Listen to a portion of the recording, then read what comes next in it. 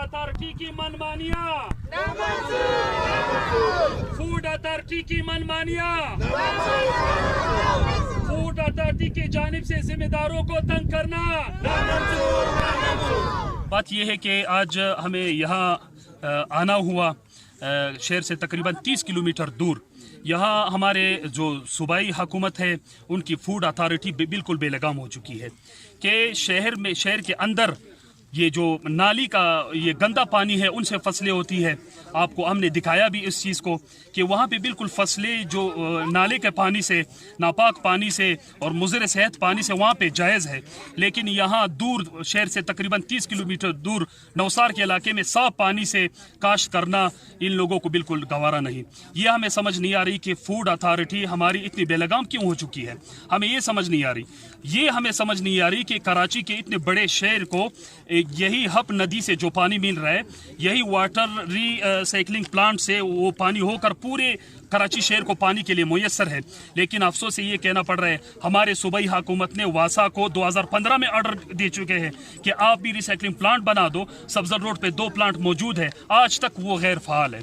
क्यों गैर फ़ाल है? इस दफ़ा भी 2022 में उसको 10 मिलियन रुपए उसको फंड दिया गया कि इन प्लांटों को फ़ाल किया जाए, लेकिन अफसोस से ये कहना पड़ रहा है कि वो प्लांट अभी तक गैर फ़ाल है। क्या फूड इंतज़ामिया इतनी बेलगाम हो चुकी है? क्या वो बिल्कुल इतने बासर हो चुके हैं कि इस गरीब सूबे के इस गरीब ज़मींदार और लाचार ज़मींदारों को और इस लाचार सूबे के ज़मींदारों को यहाँ आकर तंग किया जाता है? ये हमें कुछ समझ नहीं आई। और दूसरी तरफ शहर से आते हुए 30 किलोमीटर पे इन लोगों को क्या गंदे पानी का वो फसलें नज़र नहीं आती?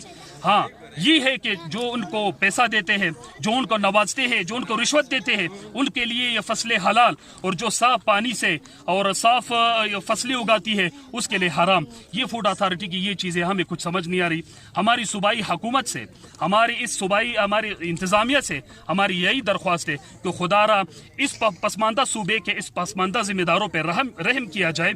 और मेरे खास कर वज़ीर आला साहब से और हमारे मोहसिन बलूचिस्तान सरदार साले बोतानी साहब से और फूड अथॉरिटी के हमारे जो इंतज़ामिया, इनसे मेरी दरख्वास्त है कि खुदारा इस गरीब सूबे के गरीब ज़िम्मेदारों पर रहम करे।